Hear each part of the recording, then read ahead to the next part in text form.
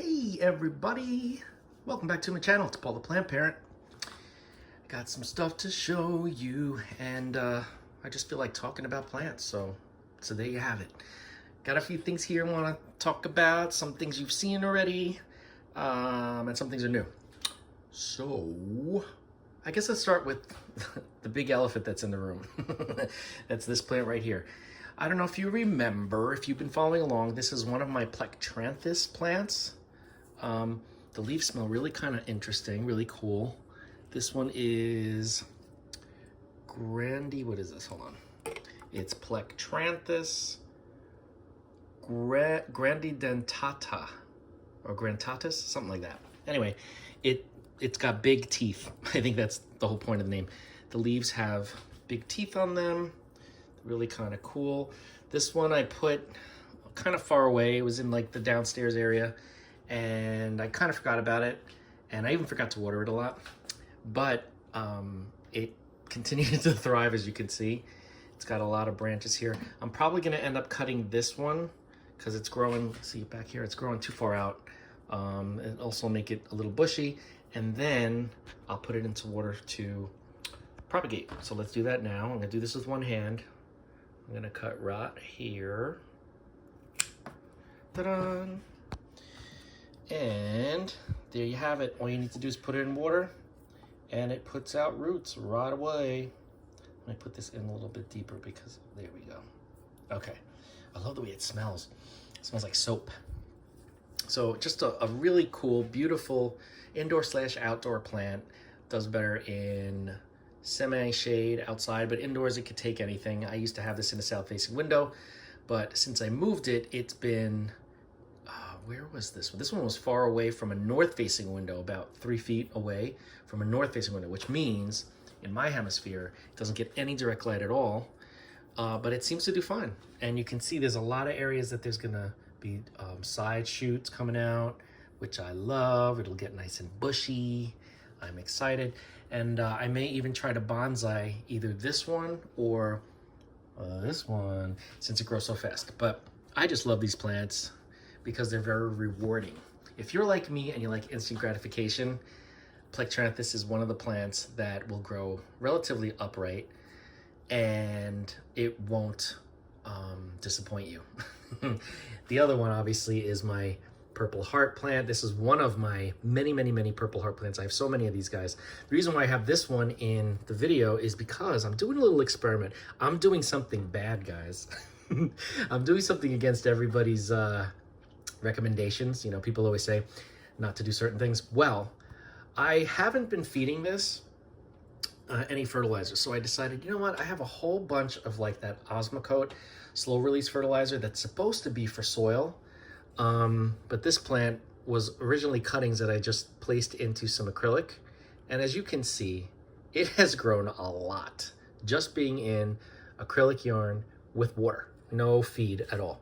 So what I did was, in the reservoir, because this is a self-watering container or planter, I put, you can see a little ball in there, I put a couple of slow release fertilizer pellets in there, and let me tell you, in, I don't know if it's been a week or two, but it has really started to go nuts. Like, the vines are thicker, the stems are thicker, the color is mostly because it's in a south-facing window, but it has gotten stronger, more vigorous, and I know that that fertilizer is not made for water culture, or semi-hydro, which in some ways this pretty much is, because acrylic yarn is acting like, kind of like a rock wool. You know how they use rock wool in hydroponics? That's pretty much what the acrylic yarn is taking the place of. But this plant is going nuts. So I'm excited to see what happens. I mean, I can test these types, I could do these kinds of experiments with these types of plants because they grow, first of all, they grow fast. Second of all, I have so many of them. Not that I have, you know, I can afford casualties. I don't like hurting plants, but I just want to see how it works out, if it even works out at all, which so far so good.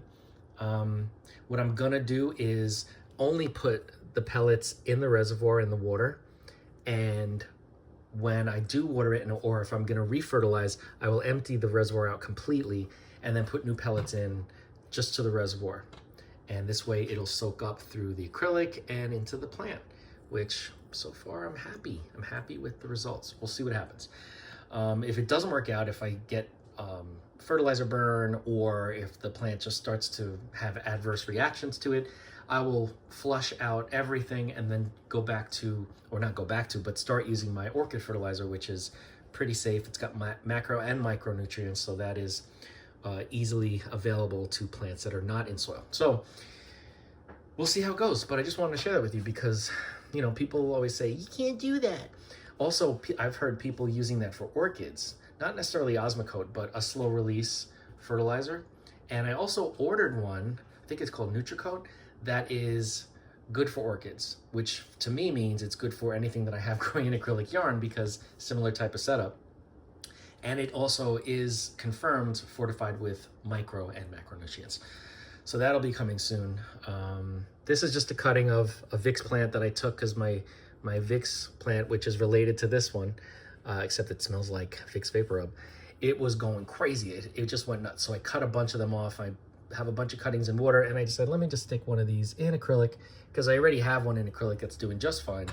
So I figured, let's just do that again, because this is a cute little a little Plectranthus Vix plant.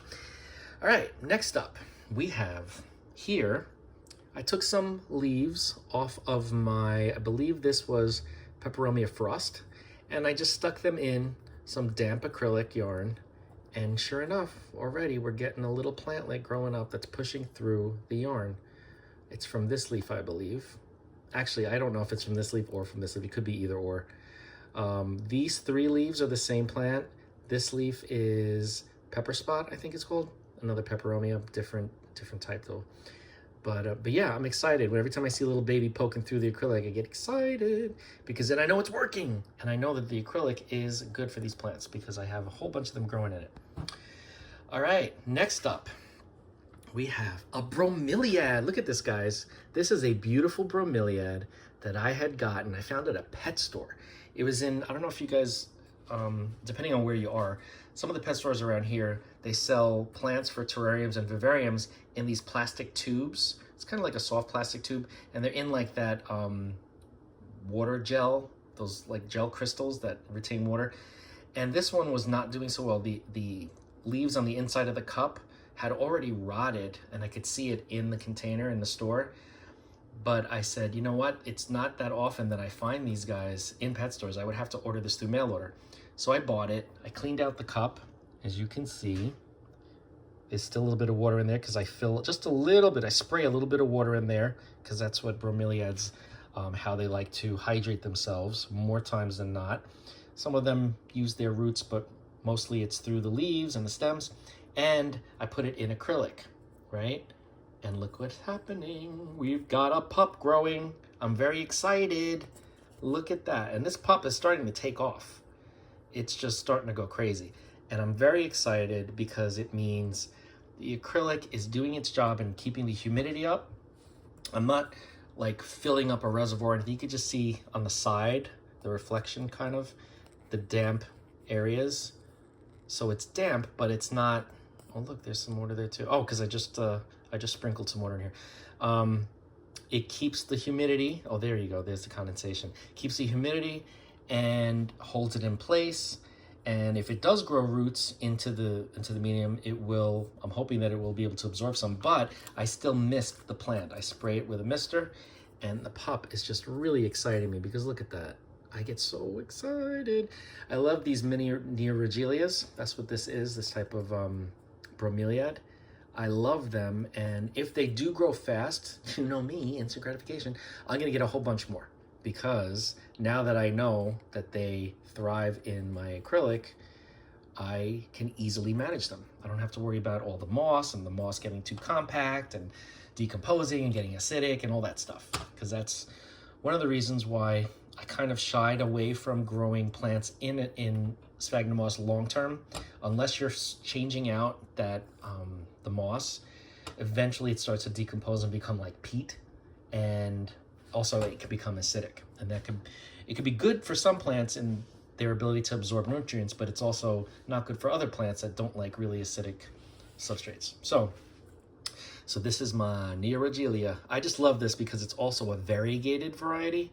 And now that it's been in the south-facing window, it's starting to color up that reddish hue because it was just this color when I found it in the store. And now it's getting that color, which I'm excited about. Pretty, right? Imagine like a whole cluster of these because they send out stolons and then there'll be another plant and another plant, another plant, another plant. They kind of like all grow into a bunch kind of thing. So I'm excited because I just think this plant is really cool. It's real easy. You know what I mean? Like you just gotta mist it, make sure that this is damp, but that's about it. I haven't even fertilized this yet because it's been a couple of weeks, but I don't want to stress out. I don't want to fill the cup with nutrients because that could be disastrous and all the salts that build up could be a problem. So I'm just gonna just take it easy right now and then kind of figure out what my method of fertilization will be. But right now it obviously doesn't need it because it is going nutso with this little baby. So that's my Nematanthus. All right, and last up for this video. All right, this has a story behind it. Look at the back of the leaves, really pretty, right? This is called Nematanthus heartthrob. Nematanthus is also known as a goldfish plant. It's in the African violet family, also related to the lipstick plant, which I have a bunch of. This one is also an epiphyte, but it trails, but it's more like a shrubby trailing plant. And I put it in acrylic a long time ago, and you can see how it's grown out of the little container. And there's even a little baby growing here. Means it's happy. But the reason why these leaves are damaged, let me put it back in that other container. The reason why these leaves are damaged is I found some mealybugs in the growth point that I had to kill, and it had done some damage. They had done some damage on the newer leaves, especially these guys. Look at this. They just started to grow into forms because they were compromised, and these new leaves should be okay because I took care of it as soon as I realized it. It wasn't packed, like infested with them, but there was a few in here and a few in here, and they tend to go on the newer leaves because the older leaves are kind of thick and leathery, and it's not as easy for them to pierce to drink the sap. So they go for the sensitive, tender parts, which are in the growth points. So I'm kind of sad because I don't like how it looks, but the plant is bouncing back. It's got new leaves coming out that'll be growing very quickly, but that's not the main reason why I wanted to show you this plant. I mean, aside from the little baby growing here and the fact that it's been in acrylic for such a long time, you could see the roots are crazy, and there's even a little bit of algae in there. But the reason why I'm showing you this is look at the flower. It hasn't opened yet, but there's a bloom right there, and I can't wait to see what it looks like. I found, I guess like 2 weeks ago, I had found some buds on the bottom. There was a bunch of them, but because I hadn't watered it and I'd forgotten about it because I forget about everything, I have a problem with that. Only because I have too many plants. No, not too many. I have a lot of plants. There's never too many. So it, you know, it kind of sacrificed those buds before they even opened because it didn't have enough moisture. But now that I know what it's doing with this little flower underneath, which I'm excited about, I'm keeping this hydrated. Look at how woody that stem gets too. I love it. I think it's really cool. But this flower is gonna be cool. I can't wait. I'll probably do an update when it actually opens. I see a little bug. What is that? I don't know what that was. Anyway, so yeah, I'm excited to see what this flower looks like. Because you can, like, whenever I do a search on Google to see what the flowers look like, it's not necessarily always the same color or shape of the flowers that I have because everything is so hybridized, and it may not be the exact mix that I have, the exact cultivar, but we will see. I will let you know. But yeah. So aside from all the fun experiments with the fertilizer, slow release, and the leaves in acrylic and my Nematanthus, more proof that the acrylic yarn is just doing great for these plants. I just need to water them more because I think I'm going to cut down on some of my plants because, I don't know, I probably have between 200 and 300 at this point, and it's a lot. It really is a lot. But, oh, just to clarify this one, this Plectranthus is in semi-hydro. I'm using lava rock. So this has been in lava rock for a while. Look at all these roots. It's loving lava rock. The roots are nuts. Look at that. This is root porn at its best. They have just gone crazy. I don't know if I'm gonna repot this anytime soon. It's not, I just gotta take better care of it because I let it dry out too much, and obviously you can see the older leaves show signs of, you know, neglect. But it's starting to grow again. Like I just cut that new shoot and we got all these little baby points. So yeah, I'll see what I do. But I think we still have some time, even though the roots are insane. But let me back up so you can see it better. If you have any questions on any of these plants or any of these methods, or if you want to know where I got any of these plants, I will definitely let you know. Just leave me a comment, we'll discuss, because I don't believe in hiding my sources, because I want everyone to have all the same plants and enjoy them as much as I do, because I love them. I love them.